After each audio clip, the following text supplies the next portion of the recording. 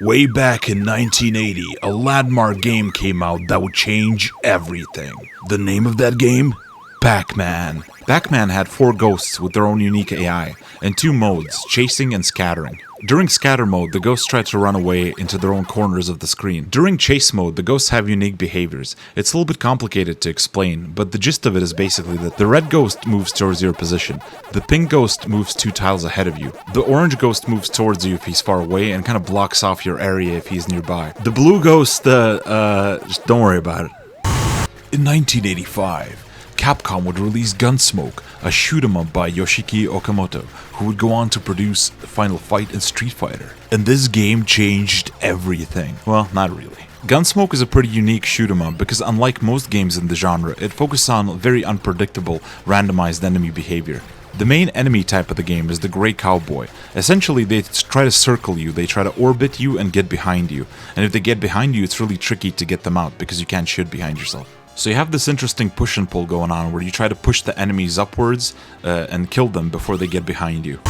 You might be wondering why the fuck I'm talking about these 2 games that are not related to beat-em-ups. Well, the answer is that I think beat-em-up AI is essentially Pac-Man and Gunsmoke stuck together into one. So keep these 2 games in mind as we explore actual beat-em-ups and their AI.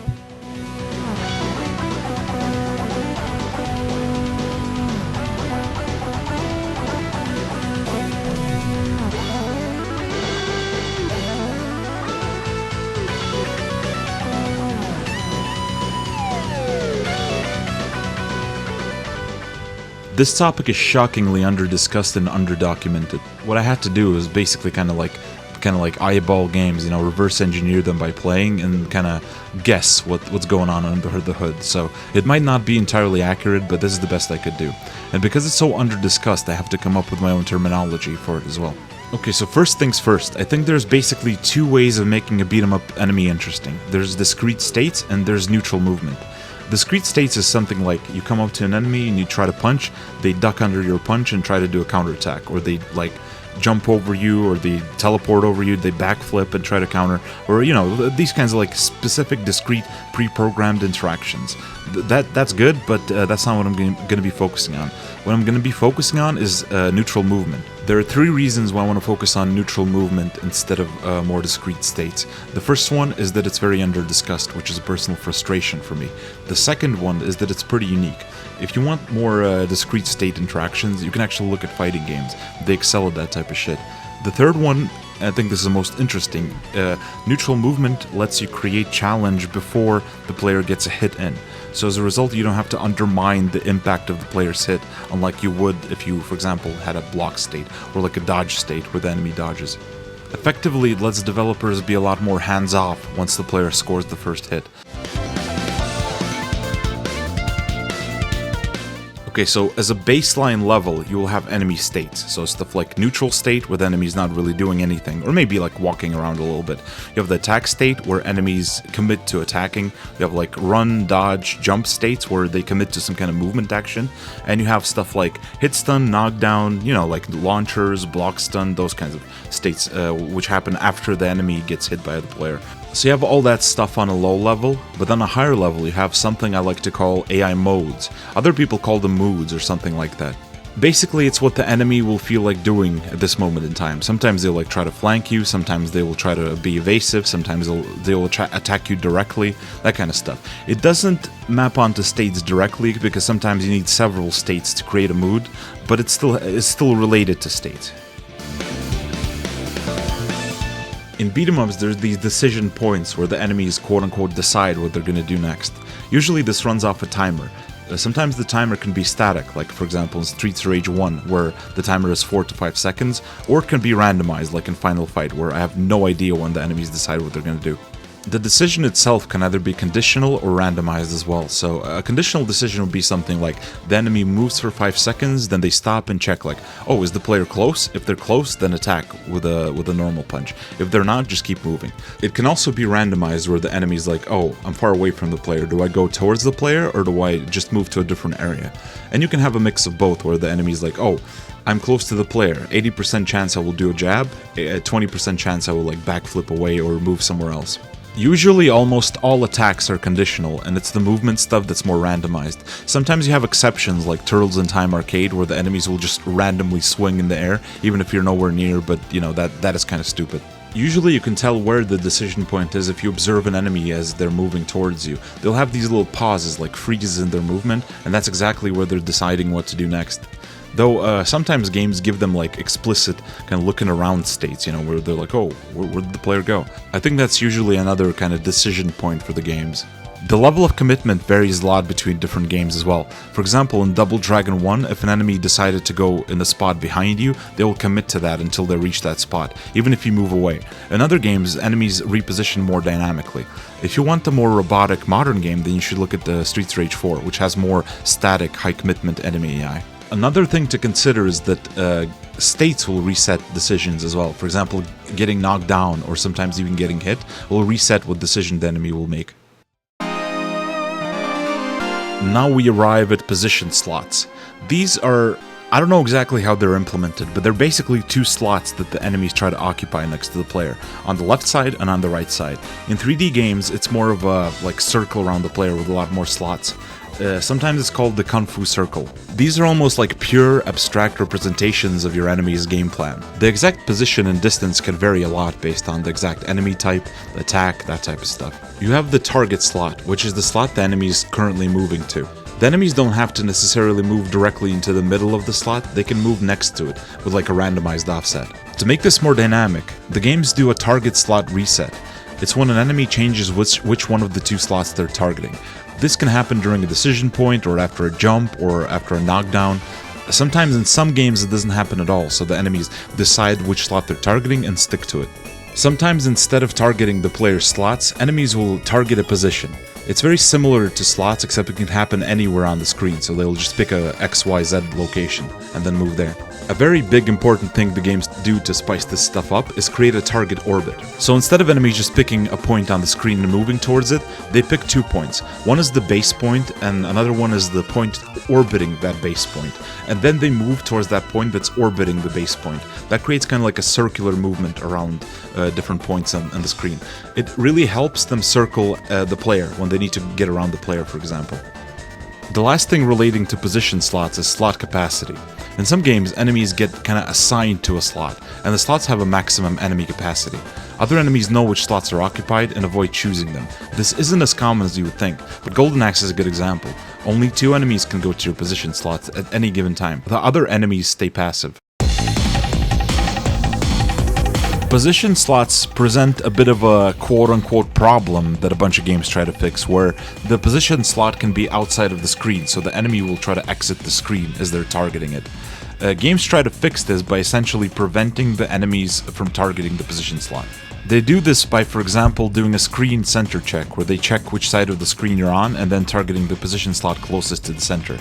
Then they also override the position where just the one of the slots becomes completely untargetable. A pretty good solution to this so-called problem actually already exists in Double Dragon 1, and it was also borrowed for stuff like Vendetta, where the edges of the screen have some padding that block the player but don't block the enemies.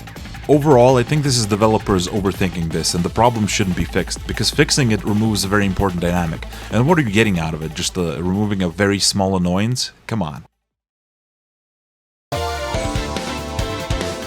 Alright, earlier I mentioned modes or moods, so let's talk about them. Starting from the most obvious stuff, the aggression mode, where enemies aggressively move in to occupy a position slot and attack when they get in range. They can either stay there and keep attacking, they can do a combo and leave, for example jumping out, or they can do some other stuff, you know, it depends on the game. Then there's the mobility mode, or scatter mode as Pac-Man would call it. This is where the enemies really show their personality in beat-em-ups. They move outside of the player's range intentionally. It can be like circling the player, it can be moving slightly outside of the player's range, it can be picking a random point of the map to move to, it can be moving where the player isn't looking, it could be like a lot of stuff. The mobility mode, which is more intentional, should be distinguished from passive mode, where the enemy just kind of hang back on standby mode, where they maybe move around into random spots, maybe like do some other stuff, but they're not actively playing around with the player. The mobility mode is really the main meat of enemy movement AI, because that's where they really start playing with you. They will start playing footsies, where, for example, if you attack, they just stop or move backwards even. They try to circle you. Some enemies are engaging with you. They will try to like stay out of range. Otherwise, they will be more aggressive when your back is turned, line of sight mechanics and stuff like that. So for developers, I think it's very important to make this mode really interesting. Give them like different game plans, give them goals, give them a lot of strong reactions and that type of stuff. Really distinguish them. Okay, and the last thing that really makes it come together is the aggression capacity / token system, where enemies kind of take turns being aggressive and passive. They're also called like ticket systems, enemy turn systems, whatever the fuck. These systems have gotten a bit of a bad rep lately because of stuff like Assassin's Creed, you know, like games where the enemies really obviously go into offline mode and engage you one-on-one. But the systems are not bad at all. They're actually really good if you think about them. I think 2D beat-em-ups, games like God Hand, games like Ninja Gaiden 2 benefit from these systems for a few reasons. Number one is that the attacks are very quick and relatively short, so by taking turns, the enemies are basically always attacking. You can't bait a whole group to attack at the same time and then whiff punish them all easily. Number two is that the neutral movement is not only interesting, it also has some meaning. The enemies, when they're not attacking, can actually still get an advantage by, for example, moving behind you or getting like in a bad position, and that's something you have to care about because the games are all about crowd control. In fact, oftentimes you want them to be aggressive because they're easier to manage due to being more predictable than when they're more like mobility focused and evasive. And number three is that because of how they decide, how enemies decide to attack you, the way they take turns is very asynchronous and unpredictable. It's not like a stable timeline where you know exactly when which enemy will go into aggressive mode. It's very hard to actually predict that and know which enemy is passive, which enemy is aggressive, whether they'll be passive or aggressive the next frame.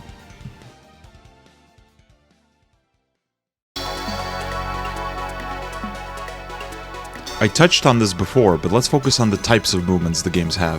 The first big distinction is between responsive and unresponsive movement. It's whether or not the enemy responds to your state or inputs. Sometimes enemies get their destination at the start of their movement and stick to it. Sometimes they update it in real time. Well, for example, if you take distance, sometimes enemies will move away if you come close. Sometimes it doesn't really matter, they will just go right for you. This doesn't just vary game to game, enemy to enemy, but even a single enemy can have different kind of types of movements depending on what they're doing. Then there's the distinction between continuous and semi-continuous movement. This is pretty straightforward. If the movement's continuous, the enemies will move in a very uninterrupted, smooth line. If the movement's semi-continuous, they will move with small pauses. The pauses give the player a little bit of leeway when fighting enemies. Sometimes you have this more extreme version of this where you have like a stutter step where the enemies kind of move around in small hops or maybe even big hops. Oftentimes when the enemy movement is continuous, you'll see a kind of curving happening. This is probably because the enemy is moving towards the orbit point, which itself is moving, so it creates a kind of curve. Occasionally the enemy movement will have some inertia where they can't immediately come to a full stop, they'll have to slow down. Sometimes you have acceleration as well. Alright, so that covers the basics of beat 'em up enemy AI. It won't help you make like a properly good enemy, because there's a lot more that goes into that, but hopefully this will be like a nice set of tools you can pull out when you're working on an enemy and think about. A big hope of mine is that developers will go back and look at the movement of these games, because we've gotten pretty good at like stuff like states, interactions, combos, you know, all that shit, but we have not gotten better at basic movement, or at least we haven't gotten better at contesting the player with that basic movement. A good little experiment would be to max out the player's attack damage so they kill any enemy in one hit, and then see if the enemies still kind of withstand that. They don't have to be particularly difficult, but I think they should be like at least kind of minimally interesting and fun to fight. A good example of this in practice would be Undercover Cops. There's these jumping enemies that die in one hit, and they're really fun to fight despite that. Reactive enemy movement is so deep that it can carry entire genres on its back single-handedly. That's why it's really worth fleshing out. On top of that, if you have really fun movement where it can withstand that one-hit test, then balancing will be second nature. You can have really strong moves that are still going to be balanced because enemies will work around them, right? So you won't have to shut down the player's move properties by adding like super armor or shit like that. I think the genre is underdeveloped and I want it to reach its full potential, but because all the big amazing developers have left it behind, it's up to indie developers to figure something out, so good luck.